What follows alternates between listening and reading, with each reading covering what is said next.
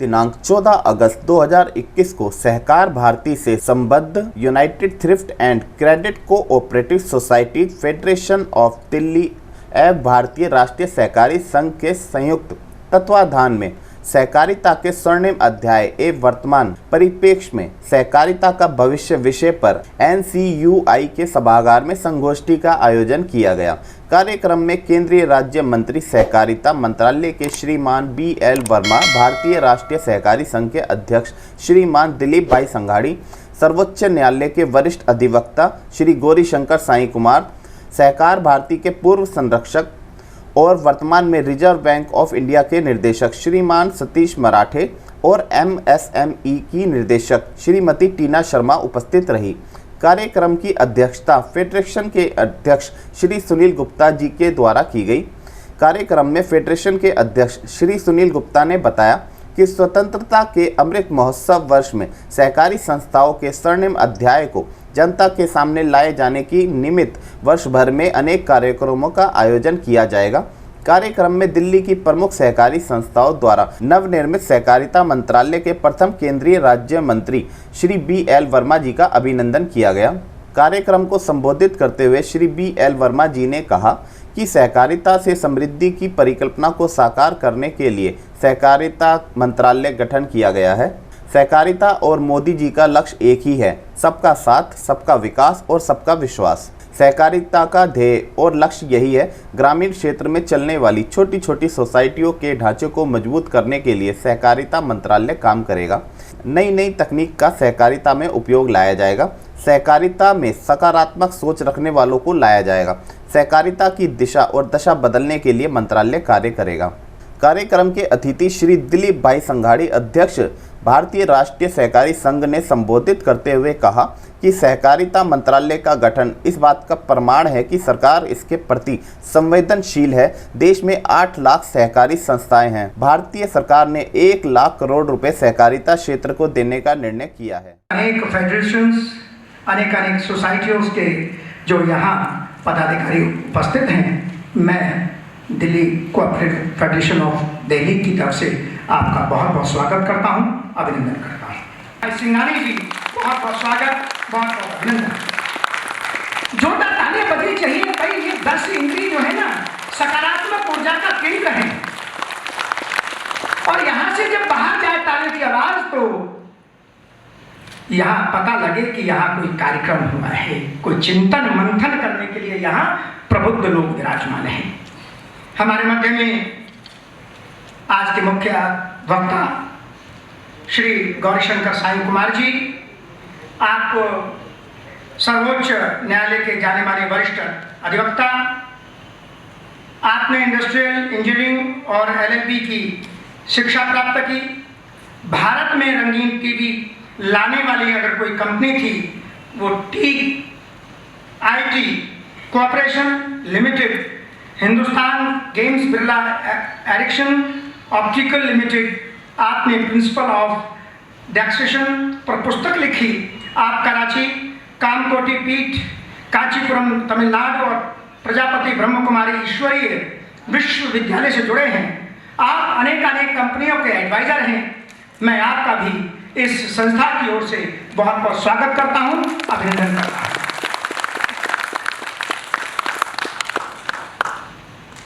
जैसे मैंने कहा कि सहकार भारती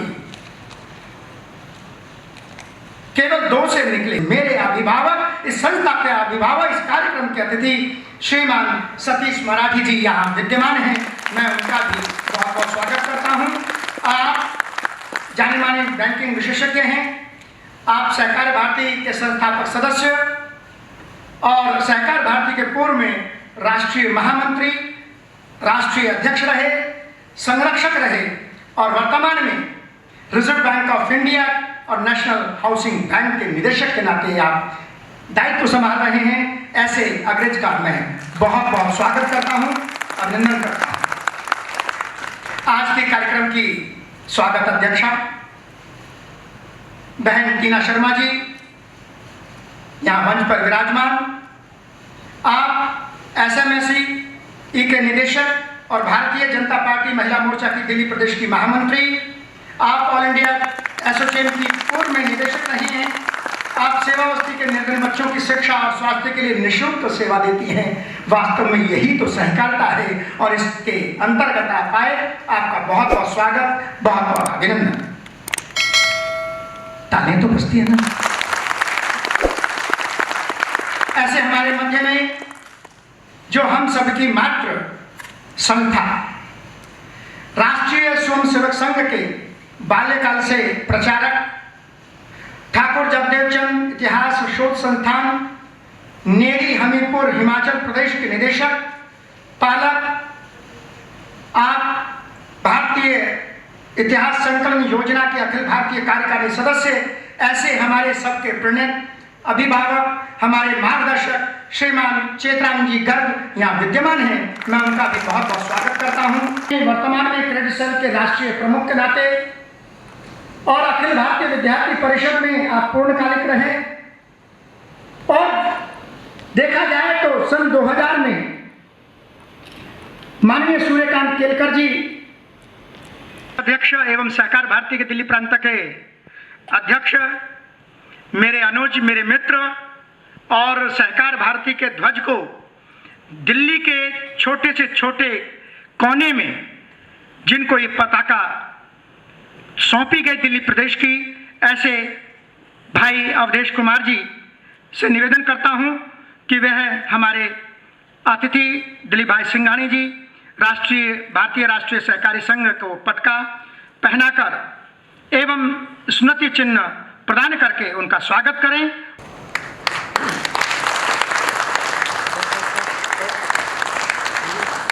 मैं सुनील गुप्ता जी से निवेदन करूंगा कि वो उन्हें स्मृति चिन्ह देकर उनका सम्मान करें। आदरणीय सुनील गुप्ता जी।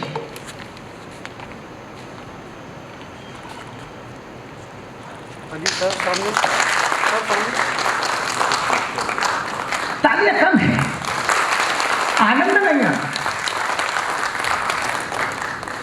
मैं और जो भी यहाँ स्वागत किया जाए ना, उसकी आपकी सहभागिता आवश्यक है।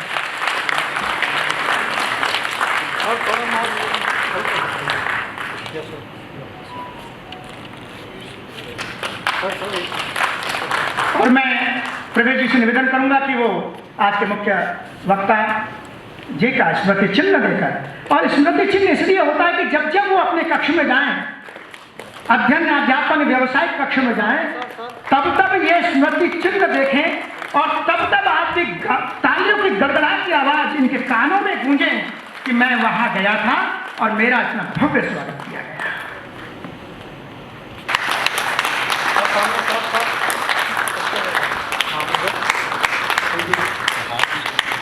सहकार भारती दिल्ली प्रांत के महामंत्री मैं मनीष जैन जी से निवेदन करूंगा कि वो सतीश जी को स्मृति चिन्ह प्रदान कर उनका अभिनंदन करें, उनका स्वागत करें।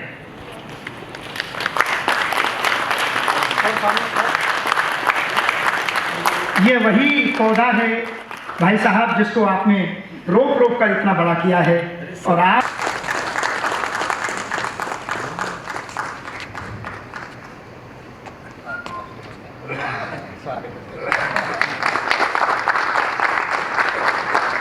मैं दिल्ली प्रांत के उपाध्यक्ष भाई विष्णु पाल बंसल जी से निवेदन करूंगा।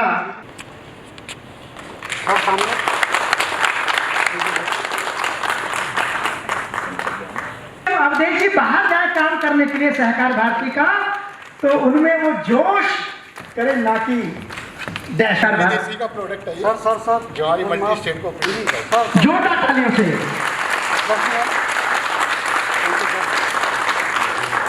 मैं उनके लिए सहकारिता एक बहुत बढ़िया माध्यम है और ये मैंने खुद महसूस किया है।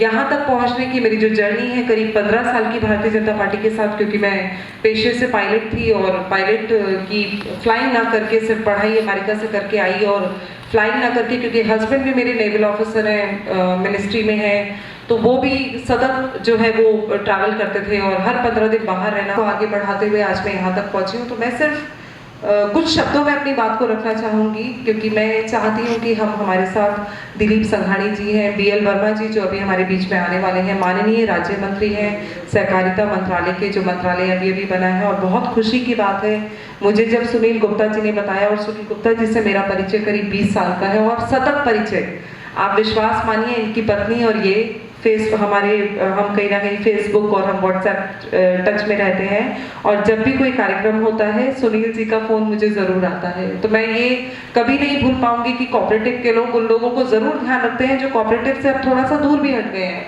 मैं अब MSME में डायरेक्टर हूँ, इससे पहले एसोचैम में रही, तो कई तरह की जो उपलब्धियाँ मेरे पास रही हैं, जिम्मेदारियाँ मेरे पास रही, मुझे देश भर में भ्रमण करना पड़ा और मैं कहीं कोऑपरेटिव मेरे से पीछे छूट गया। लेकिन आज माननीय मंच पे जो पदासीन हैं हमारे साथ बड़े अधिकारी, मैंने उनसे हाथ जोड़ के विनती की है कि मुझे कोऑपरेटिव में किसी भी छोटे हिस्से में अगर जोड़ पाएँ तो मैं अपने उस विधान में वापस जाना चाहती हूँ जिससे मैंने शुरू किया। और मेरे पास बहुत समय है, मैं बहुत समय दे पाती हूँ और मुझे बहुत समय है सीखने का, बहुत मन है सीखने का। और एक 40 की उम्र महिलाओं के लिए ऐसी भी होती है कि उसके बाद उनको लगता है कि घर की जिम्मेदारियां अब कम हुई, बच्चे बड़े हुए, अब मैं ये भी सीख लूँ, अब मैं ये भी कर लूँ, अब मैं ये वाला अचार भी डालना सीख जाऊँ और ये वाले पराठे भी सीख जाऊँ। तो वो स्थिति हमारी है। और मंचा सिंह जो हमारे साथ हैं, मैं उनका नाम लेना चाहूँगी, दिलीप भाई सिंघानी, कहीं ना कहीं एक बड़ा नाम, बहुत बड़ा नाम, बहुत ही सुशील अस्तित्व के मालिक, और उनसे बात करके मुझे ऐसा लगा कि बहुत ही सहज स्वभाव के व्यक्ति हैं। और कोऑपरेटिव में ऐसे ही व्यक्ति होते हैं क्योंकि उन्होंने स्टार्टिंग से ही जूते घिसे होते हैं, कह सकते हैं एड़ियाँ घिसी होती हैं, तो उनके अंदर कभी अहंकार या अहम नहीं आता है। मेरे साथ मेरे बड़े भाई सतीश मराठी जी, काफ़ी समय से उनके बारे में मैंने बहुत कुछ सुना था। एक ऐसी मांग जो सहकार भारती पिछले अनेक वर्षों से कर रही थी कि सहकारिता को एक अलग मंत्रालय के रूप में स्थान मिलना चाहिए, एक स्वतंत्र मंत्रालय होना चाहिए, ताकि सहकारिता के विषयों पर गंभीरता से विचार हो सके और सहकारिता की शुद्धि, वृद्धि और समृद्धि के लिए हम और अधिक ढंग से काम कर सके। और वह मांग पूर्ण हुई और भारत सरकार द्वारा एक ऐतिहासिक निर्णय लिया गया और देश में सहकारिता मंत्रालय का निर्माण हुआ। और न केवल निर्माण हुआ, सरकार की गंभीरता इस बात से स्पष्ट हो जाती है कि इस मंत्रालय की बागडोर देश के गौरवशाली गृह मंत्री आदरणीय श्री अमित शाह जी के हाथ में इस मंत्रालय की बागडोर हुई। तो यह निश्चित तौर पे इस चीज़ का एक इंगित करती है इस बात को कि आने वाले समय में सहकारिता में अनेक आमूलचूल परिवर्तन होंगे, चाहे वह पैक्स के सुदृढ़ीकरण का कार्य होना हो, चाहे वो बैंकों के सुदृढ़ीकरण का काम हो, इनकम टैक्स की समस्याएं हों, मल्टी स्टेट कोऑपरेटिव सोसाइटीज़ की समस्याएं हों, डिस्ट्रिक्ट सेंट्रल कोऑपरेटिव बैंक से संबंधी समस्याएं हों, भागीदारी नहीं। तो हमें 97 अमेंडमेंट में कोऑपरेटिव को फंडामेंटल राइट बनाया है, तो हम उसकी ग्राउंड को, जब एजुकेशन फंड मैंडेटरी है तो उस ग्राउंड पे हम सदस्य भी होनी चाहिए, हमें इसके लिए लिटिगेशन करनी पड़ेगी तो हम करेंगे। मल्टी स्टेट सोसाइटियों को रजिस्ट्रेशन के लिए, क्रेडिट सोसाइटियों को NOC मांगा जाता है। मैं ही केंद्र सरकार का अभिनंदन करता हूँ। It was on the back burner, cooperative movement of the country was on the back burner. और 67 के बाद जब अपने देश में रोलिंग प्लान इंट्रोड्यूस हुआ, अब सबको ध्यान में होगा कि हमारा जो 5 ईयर प्लान है वो 67 में 2-3 सालों के लिए वो रोलिंग प्लान के रूप में traditionally rural credit 3 tyre structure, इस पद्धति की अपने यहाँ जो व्यवस्था बनी वो कुछ वैसे ही चल रही है। हमारे जो देश के कानून हैं वो कानून लगभग 100 साल पुराने हैं। अमेंडमेंट्स होते गए, एडिशंस होते गए, रूल्स बनते गए, बट ब्रिटिशों ने जो हमें बेसिक कोऑपरेटिव लॉ दिया 1904 का, और उसके बाद लोकल सेल्फ गवर्नमेंट जब 1934-35 में बनी, तो उस समय के जो कोऑपरेटिव एक्ट्स बने वही ढांचा लगभग आज भी है। और हम सब लोगों को समझना चाहिए कि ब्रिटिश रूलर्स थे, फॉरेनर्स थे, तो उनके सब कानून, देश के सभी पुराने कानून आप देखोगे तो उनका फोकस रहा है रेगुलेशन और कंट्रोल, और वही आज हमारे कोऑपरेटिव सेक्टर के कानून में दिखता है हमें। आवश्यकता थी कि इंडिपेंडेंस के बाद 47 के बाद ये कानून का फोकस बदले और ये कानून का फोकस रहे डेवलपमेंट और ग्रोथ। वो अनफॉर्चुनेटली हुआ नहीं। इंसिडेंटली जब हम 75th ईयर ऑफ इंडिपेंडेंस मनाने जा रहे हैं कल, तो उसके कुछ पहले ही फिर एक बार कोऑपरेटिव को नई गति देने का एक प्रयास हो रहा है। अपने देश में नीदरलैंड जैसा छोटा देश है जो विश्व का सबसे बड़ा एग्रो प्रोसेसिंग का काम करता है। उनके यहाँ एग्रो प्रोसेसिंग अमेरिका से भी ज्यादा होता है। और जब हम भारत की स्थिति देखते हैं तो जितना बड़ा प्रोडक्शन एग्रीकल्चरल प्रोड्यूस का आज विश्व में अब किसी भी गेहूं समझिए, चाहे धान समझिए, ऑयल सीड समझिए, किसी भी एग्रीकल्चरल प्रोड्यूस का आप देखते हैं तो भारत का पहला या दूसरा नंबर रहता है, तीसरा रहता है कुछ स्थानों पर। बट अपने यहाँ एग्रो प्रोड्यूस का प्रोसेसिंग नहीं है, जो है वो नामात्र है। इट्स अराउंड 18 to 20%, और वो भी बहुत रिस्ट्रिक्टेड मात्रा में है। शुगर का है, शुगर केन का, कॉटन का है, ऑयल सीड्स का कुछ मात्रा में है। और उसके कारण हमारे यहाँ वेस्टेज भी है। किसानों को आमदनी ठीक से मिले, उसका रिटर्न ठीक से मिले, ये भी नहीं होता है, क्योंकि स्टोरेज में भी बहुत बड़ा पैसा खर्च होता है। और ये सब के कारण एग्रीकल्चरल इकोनॉमी, रूरल इकोनॉमी अपनी।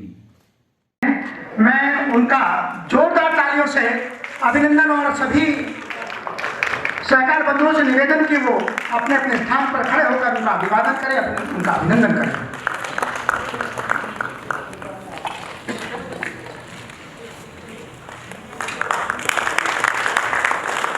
तालियों में जोश का है। जलपान के बाद में तो तालियां जोर से बजनी चाहिए ना। बहुत बहुत धन्यवाद। 70 वर्षों के बाद जिस मंत्रालय का गठन हुआ, आज उसके माननीय सहकारिता राज्य मंत्री BL वर्मा जी हमारे मध्य में हैं। मैं उनका United thrift and credit society Delhi की ओर से हार्दिक अभिनंदन करता हूं और स्वागत करता हूं, और आपसे निवेदन करता हूं कि जोरदार तालियों से उनका अभिनंदन करें। कहा कि BL वर्मा जी एक विशुद्ध कार्यकर्ता, संगठनात्मक शिल्पकार। आप वर्तमान में केंद्रीय राज्य मंत्री सहकारिता मंत्रालय भारत सरकार। आप बदायूं उत्तर प्रदेश में से राज्यसभा सदस्य के नाते आप एक ऐसा समाज जिसे लोध समाज कहते हैं उत्तर प्रदेश में, उसका नेतृत्व करने वाले हो, और राष्ट्र भक्ति हमारे में दिल में न हो ऐसा नहीं हो सकता। राष्ट्रवाद और समाज सेवा आपको विरासत के रूप में मिली। आप भारतीय जनता युवा मोर्चा उत्तर प्रदेश के मंत्री रहे, भाजपा उत्तर प्रदेश में मंत्री रहे। आप आती है ऐसे उत्तर प्रदेश राज्य के आप उपाध्यक्ष हैं, और आप उत्तर प्रदेश में राज्य मंत्री का दर्जा प्राप्त सिडको के चेयरमैन हैं।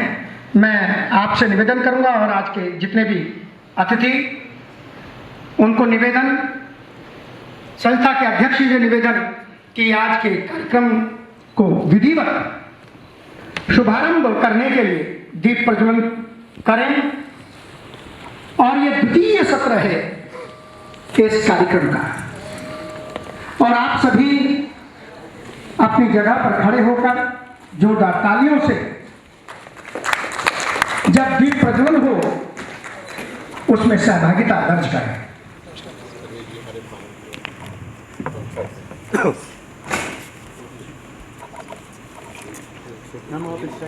ये जो ज्ञान का प्रतीक है, अंधकार से ज्ञान की ओर, ज्ञान से ज्ञान की ओर, अंधकार से प्रकाश की ओर। और एक एक ज्योति जब जले तो हमारे दिल में उत्साह, उमंग, ऊर्जा का संचार हो और ईश्वर से कामना कि जैसे हमने सबने मिलकर इस ज्योति का प्रज्वलन किया, ईश्वर करे कि सहकार क्षेत्र में हम कंधे से कंधा मिलाकर, भाव से भाव जोड़कर सहकारिता क्षेत्र को एक नई बुलंदी देंगे, जैसे हमारे माननीय प्रधानमंत्री नरेंद्र मोदी जी का सपना है। मेरा भारत स्वावलंबन भारत बने, आत्मनिर्भर भारत बने, मेरे हर नागरिक को रोजगार मिले, मेरा एक नया भारत बने और भारत, नए भारत के निर्माण में सहकार भारती और सहकारिता मंत्रालय नई उपलब्धियों को छूते हुए आगे बढ़े। बहुत बहुत धन्यवाद माननीय राज्य मंत्री जी। निवेदन करूंगा कि वे उन्हें पटका पहनाकर उनका अभिनंदन करें और आप जोरदार तालियों से उनका स्वागत करें। ये इंद्रिय धनुषीय पटका है, 7 रंग हैं इसमें। Thank you sir.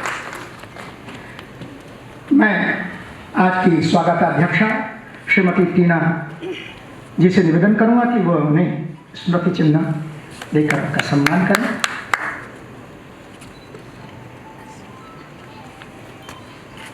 सर सामने।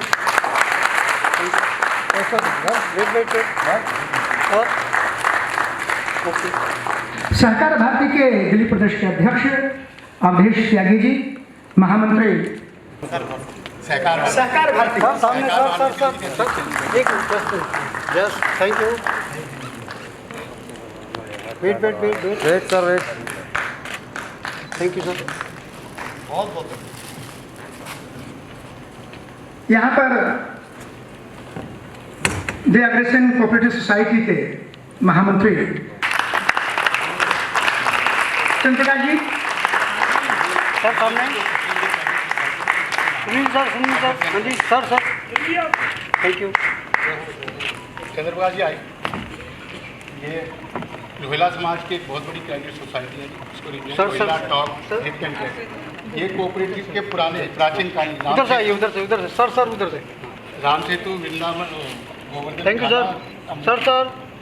Okay, thank you. ये प्राचीनतम सहकारिता का है।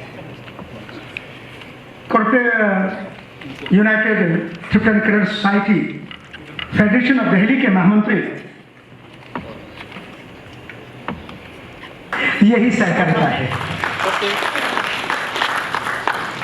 मैं विष्णु जी से निवेदन करूंगा कि वो माननीय मंत्री जी का पुष्पगुच्छ देकर स्वागत करें। मैं माननीय दिलीप भाई सिंघानी जी से निवेदन करूंगा कि माननीय मंत्री जी का पुष्पगुच्छ देकर स्वागत करें, अभिनंदन करें। और माननीय सतीश मराठी से निवेदन करूंगा कि वो पटका देकर उनको सम्मानित करें। हमने पटके वाला प्रोविजन निकाला।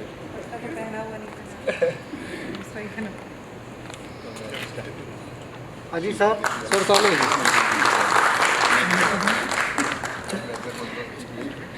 मैं सुनील जी से निवेदन करूंगा कि वो उपहार स्वरूप दिल्ली देसी मार्केटिंग सोसाइटी का है जी। ये सहकार भारती सर इसमें 13 राज्यों सुनील सर।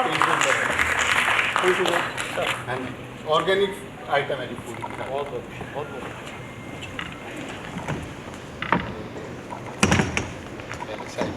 अध्याय एवं वर्तमान परिप्रेक्ष्य में सहकारिता का भविष्य, इस विषय पर आज के 97 अमेंडमेंट संशोधन, उस पर अपना वक्तव्य देने के जो आज के मुख्य वक्ता हैं, जिन्हें हम सभी सुनने आए हैं, और माननीय मंत्री जी को बधाई देने मैं आमंत्रित करता हूं कि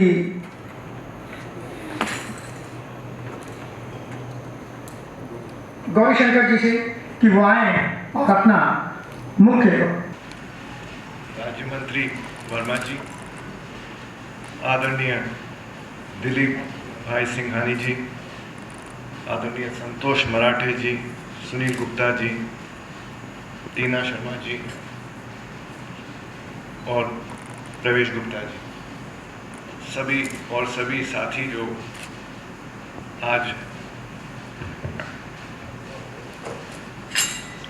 मेरा हिंदी थोड़ा नहीं, इंग्लिश तो बीच में बोलूँगा बट हिंदी ट्राई करूँगा पूरा। मैं हूँ मद्रास का, कांचीपुरम का, वो भी मद्रास के बीच में, तो कोशिश मैं पूरा हिंदी करूँगा। कहीं क्लचेस चाहिए तो फिर इंग्लिश में आ जाऊँगा, बट कठिन काम है क्योंकि ये कानून का है, जो कानून अंग्रेज़ों ने दे के चले हैं। अभी नई सरकार में, हमें नरेंद्र मोदी जी के सरकार में थोड़ा थोड़ा कानून अभी इंडियन होने वाला है। जब तक इंडियन हो जाएगा जब तक कानून बनाने के लिए पार्लियामेंट को मल्टी स्टेट कोऑपरेटिव्स के क्षेत्र में और अन्य स्टेट गवर्नमेंट, स्टेट लेजिस्लेचर्स को, बाकी कोऑपरेटिव सोसाइटी जो स्टेट के अंदर है, उसके ऊपर कानून बनाने के लिए अमेंडमेंट किया गया था कि उनको कॉन्स्टिट्यूशनल राइट मिले टू मेक लॉस। मैं थोड़ा सा उसमें आगे बात करूंगा, बहुत जल्दी, मैं ज़्यादा टाइम नहीं लूंगा, बट ट्राई करूंगा कि भाई आप लोगों को थोड़ा सा समझ में आए कि हुआ क्या था इसमें। और जब ये चीज़ करते हैं, जब कॉन्स्टिट्यूशनल अमेंडमेंट लाते हैं, उसमें कुछ प्रोसीजर्स फॉलो करने पड़ते हैं। बहुत सिंपल सा चीज़ है। पार्ट 9 था, 9B मतलब 9 होना चाहिए, 9A होना चाहिए। 9 पंचायत के ऊपर था, 9A म्यूनसिपालिटी के ऊपर था। उन सब में ठीक से प्रोसेस और प्रोसीजर जो कॉन्स्टिट्यूशन में दिया गया कि अमेंडमेंट करने से ऐसे प्रोसीजर फॉलो करने, वो करे थे। बट एक कॉन्सेप्ट जो है कोऑपरेटिव सोसाइटी का, पहले मैं इसमें 3 भाग में दूंगा, छोटा 3 भाग में। एक कॉन्सेप्ट ऑफ कोऑपरेटिव सोसाइटीज क्या है, कैसे निकले हैं, और संविधान का है तो संविधान के साथ क्या संबंध है, वो छोटा सा। उसके बाद कॉन्स्टिट्यूशन 97 अमेंडमेंट के ऊपर आऊँगा, एक महीना भी नहीं हुआ और सुप्रीम कोर्ट ने इसको एक जजमेंट दिया, तो इसके ऊपर बेसिकली मेरा कंसंट्रेशन होगा। नॉर्मली क्या होता है, जैसे पहले बातचीत करा था लोगों ने, उस दिन बोला था 2 लोग चले, 2 से 4 बने, 4 से 8 बने, common purpose, common action, profit के लिए, कुछ और पर्पस के लिए साथ में आते हैं। इनकम टैक्स एक्ट में 1922 से लेकर 1961 एक्ट में भी उसको एसोसिएशन ऑफ पर्सन्स कहते हैं, एक यूनिट है, उसमें कोई रजिस्टर करने की जरूरत नहीं है, बट वो यूनिट है। अगर ये एसोसिएशन में एंटिटीज जो हैं वो ह्यूमन बीइंग्स हों, आदमी हों, इंडिविजुअल्स हों, उसको हम बॉडी ऑफ इंडिविजुअल्स कहते हैं।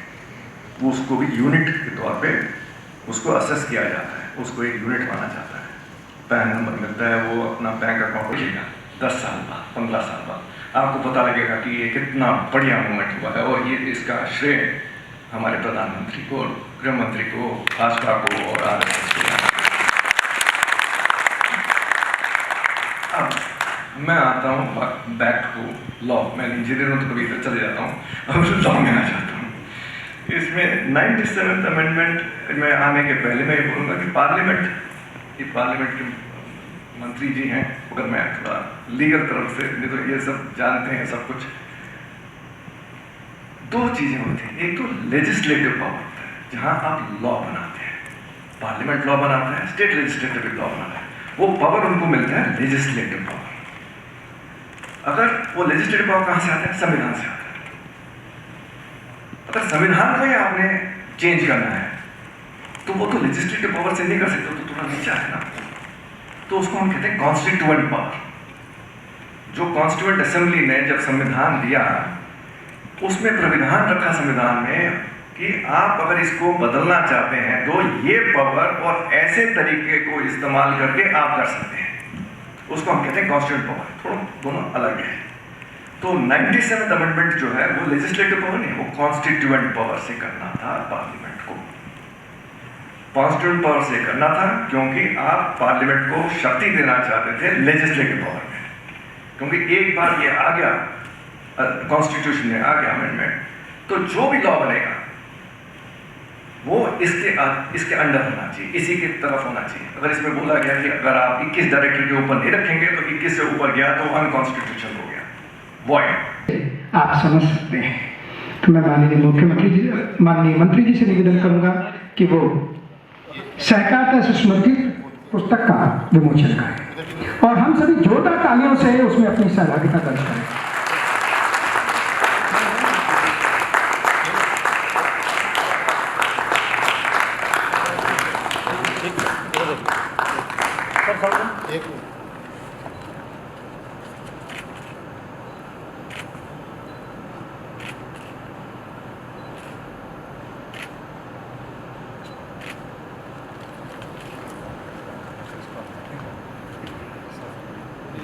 तो उससे भी इस पुस्तक का जो वजन है, जो महत्व है, वो बढ़ जाता है।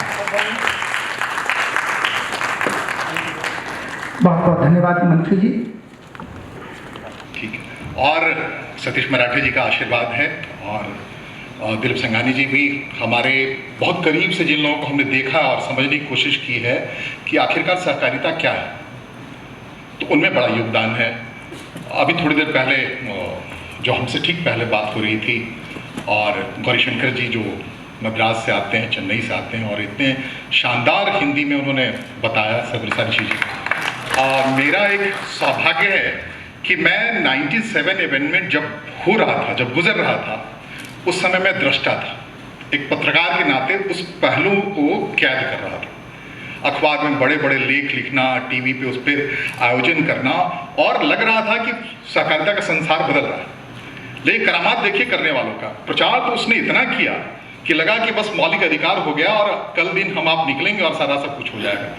जैसे ही पार्लियामेंट से पारित हुआ, उसी पार्टी का कोई शख्स अदालत में पहुंच गया, और ये सारा लगता है कि षड्यंत्र के तहत कि लोगों के चेहरे पे खुशी ला दो और जो हासिल करना है हासिल कर लो, और उसके बाद कायदे से, जहां एक न्यायिक प्रक्रिया की बात कर रहे थे और बार बार सतीश मराठे भी कर रहे हैं कि वहां जाके लड़ना बहुत जरूरी है, कि पूरी प्रक्रिया जिसमें सहकारिता को मौलिक अधिकार में शामिल कर लिया गया था, हर भारतीय का मौलिक अधिकार बन गया था, सहकारी संस्थाओं को आरटीआई के तहत ले आया गया था। ये बात चल पड़ी थी कि सहकारी संस्थाओं को इनकम टैक्स में जो छूट पहले मिला करता था वो भी मिले, और इसकी वजह से क्या हो रहा है कि आपको एनजीओ चलाना पड़ रहा है, बाकी चीज़ें चलानी पड़ रही। तो वो सारी बातें, और वो सरकार लगभग 96 से सहकारिता का जिक्र अपने केंद्रीय बजट में करना बंद कर चुकी थी। सब कुछ हो चुका था, और फिर उसने अपने चेहरे को साफ दिखाने के लिए 2012 में 97th अमेंडमेंट लाया था। देश के सहकारी मंत्रालय के पहले राज्य मंत्री आदरणीय बीएल वर्मा जी, जो सहकारी क्षेत्र में हमेशा सहकारी की तरफदारी में हमें कायम मार्गदर्शन करते हैं, मदद करते हैं। आरबीआई के प्रतिनिधि के रूप में है हमारे मार्गदर्शक सतीश मराठे जी।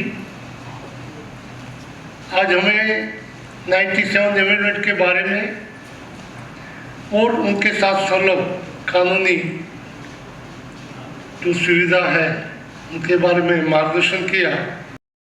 आज विश्व में सबसे ज़्यादा सहकारिता से जुड़े हुए भारत में करीब 8 लाख कोऑपरेटिव सोसाइटी से ज़्यादा सोसाइटी काम कर रही है।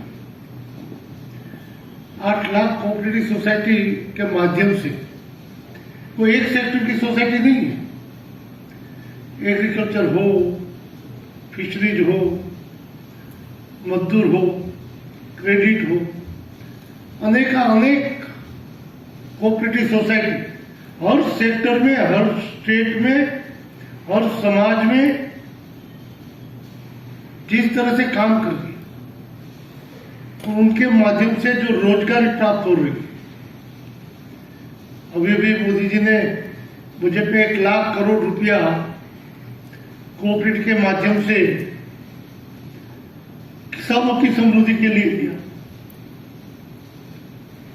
वो सोच है, वो सोच कोऑपरेटिव बनी तब से नहीं, गरीबों के प्रति, महिलाओं के प्रति, युवाओं के प्रति बजट में जो व्यवस्था होती है इनसे उनको हम एहसास कर सकते हैं। जी मुझे याद है, मैं करीब 95-96 में पहली दफा अमरेली डिस्ट्रिक्ट कोऑपरेटिव बैंक का चेयरमैन हुआ, तो पहला किसानों को मैंने जब ऋण दिया चेयरमैन बनने के बाद तुरंत 18% इंटरेस्ट लेते थे। हमने व्यक्तिगत तौर से वहां कम करने का कोशिश की, बाद में जब मैं एमपी था, अटल जी आए तो वो 11% किया पूरे देश में।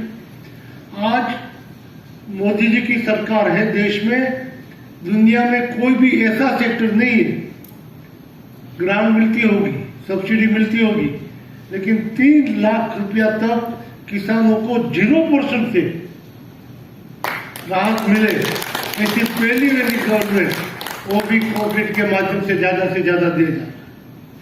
कोऑपरेटिव का महत्व बहुत है।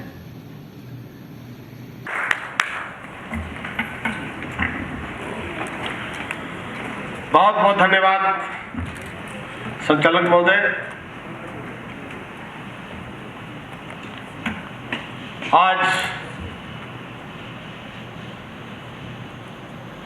सहकारिता के स्वर्णिम एवं वर्तमान परिप्रेक्ष्य में सहकारिता का भविष्य के संबंध में इस गोष्ठी कार्यक्रम में उपस्थित हमारे भारतीय राष्ट्रीय सहकारी संघ के सम्मानित अध्यक्ष जी आदरणीय दिलीप भाई संघानी जी, क्रिएटिव ट्रेडिशन के महामंत्री आदरणीय प्रवेश कुमार गुप्ता जी, सम्मानित सहकारिता से जुड़े हुए अन्य सम्मानित पदाधिकारीगण, सहकार भारती के सभी सम्मानित पदाधिकारीगण और कॉपरेटिव से संबंधित सभी संस्थाओं से जुड़े हुए सम्मानित बहनों भाइयों, सबसे पहले मैं आप सबको हृदय से बधाई देना चाहता हूं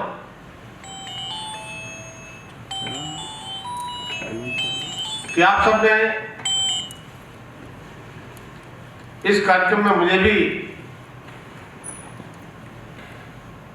यहां पर आने का अवसर दिया। विशेष तौर से आदरणीय संघानी जी का, जिन्होंने मेरे कल के कार्यक्रम में अपना एक कार्यक्रम था कल, उसमें उनको रहना था, लेकिन संयोग से वो कार्यक्रम नष्ट हो गया और आज के कार्यक्रम में मुझे और उन्हें दोनों को उपस्थित रहने का अवसर मिल गया। सामान्य साथियों, मैं तो कहूंगा कि सहकारिता के क्षेत्र में मैं तो आपके सामने नर्सरी का स्टूडेंट हूं। आप सब बहुत मुझसे सीनियर हैं, लेकिन आप सबके बीच में रहकर सहकारिता के और सहभारती के अपने सीनियर्स से कुछ सीख करके आगे मुझे भी बढ़ने का मौका मिलेगा। जहां तक नए मंत्रालय का गठन का सवाल है, तो जैसा कि माननीय अध्यक्ष जी ने कहा, बड़े विस्तार से आपने चर्चा की है और भाई आलोक कुमार जी को बधाई देना चाहता हूं। तो सहकारिता के उद्देश्य हमारा क्या है, सहकारिता से समृद्धि, और बड़े विस्तार से मुझे पढ़ने के लिए मैंने कहा नर्सिंग का स्टूडेंट हूँ, आपने मुझे पाठ्यक्रम भी दिया है।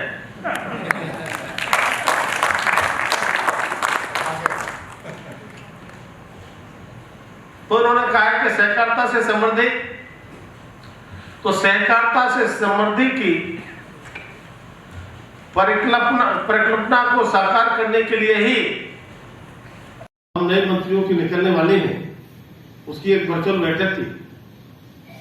इस कारण से मुझे विलंब हुआ, तो मैंने क्षमा मांगना भूल गया था, क्षमा प्रार्थी भी। तो हमारे साथियों, हमने सब जानते हैं कि एक राज्य में जो सहकारी संस्थाएं काम करती हैं वो राज्य के कानून के अधिकार में होती हैं, और जिनको हम मल्टी नेशनल सोसाइटी कहते हैं, पर सोसाइटी कहते हैं, वो बहुराज्यीय कहलाती है। तो बहुराज्यीय का संचालन केंद्र सरकार के हाथ में रहता है। हम सहकारिता को मजबूत करने के लिए ग्रामीण अंचल की भी छोटी से छोटी जो सोसाइटी, ग्रामीण सोसाइटियां होती हैं, उन सोसाइटियों को भी कैसे सहकारी समितियों को मजबूत करें,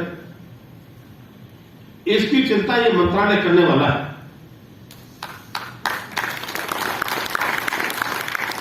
उन सोसाइटियों का भी इंफ्रास्ट्रक्चर कैसे मजबूत हो, कैसे हम उनको भारत सरकार से उनको मजबूत कर सकते हैं, इसकी चिंता भी हमारा मंत्रालय करेगा। ठीक प्रकार से सरकार से मिलने वाला अनुदान भी कैसे हम ग्रामीण अंचल की सोसाइटी तक पहुंचे, इसकी चिंता भी हमारा मंत्रालय करेगा। इतना ही नहीं, जो टेक्नोलॉजी नई नई आ रही है, आज नई नई तकनीक के समय हर क्षेत्र में नई नई टेक्नोलॉजी से काम होता है, लेकिन उस नई टेक्नोलॉजी का प्रयोग भी हमारी सोसाइटियों तक पहुंचे, उसके लिए हम उस गांव की सोसाइटी को भी कंप्यूटरीकृत करना चाहते हैं। इतना ही नहीं, माननीय अध्यक्ष जी कह रहे थे, उनके लिए ट्रेनिंग, हम सहकारिता में जुड़े कुछ ही लोग बहुत इसके अच्छे मास्टर हो सकते हैं, अनुभवी हो सकते हैं, लेकिन सहकारिता एक ऐसा अध्याय है, इसको पढ़ना, सीखना, समझना सबके बस की बात नहीं। इसके लिए हम कैसे उनको ट्रेनिंग, और ट्रेनिंग केवल कर्मचारी अधिकारियों को ही नहीं, हम ट्रेनिंग देना चाहते हैं उन सहकारी समितियों के सदस्यों को भी, उन सहकारी समितियों के डायरेक्टर को भी, उनके अध्यक्षों को भी। जब सारे के सारे लोग प्रशिक्षण प्राप्त होंगे, अपने अपने अधिकारों को समझेंगे, सहकारिता के महत्व को समझेंगे, तो मुझे लगता है ये सहकारिता जो हमारा समृद्धि की ओर हम कहते हैं, इस परिकल्पना को हम साकार कर पाएंगे। केवल हम ट्रेनिंग ही नहीं देंगे, जो कॉम्पिटिटिव मैनेजमेंट की बच्चे सब शिक्षा लेना चाहते हैं, उनके लिए हम शिक्षण संस्थाएं खुलकर के शिक्षा की व्यवस्था भी हम करेंगे। और इतना ही नहीं, सहकारिता को मजबूत करने के लिए हमको राष्ट्रीय स्तर पर और अंतर्राष्ट्रीय स्तर पर समन्वय बनाकर के इसके लिए भी जो काम करने पड़ेंगे सहकारिता को बढ़ाने के लिए, वो काम भी हम इस मंत्रालय के माध्यम से करेंगे। लेकिन साथ ही साथ मैं भी चर्चा बाहर बैठा हुआ भी कर रहा था, आप सबके सामने भी कर रहा हूं। सहकारिता के इस आंदोलन जिनकी भूमिका सहयोगात्मक है, जिनकी भूमिका सकारात्मक है, जिनकी भूमिका जोड़ने वाली है, उनके लिए मंत्रालय पूरी तरह से आपके साथ खड़ा हो।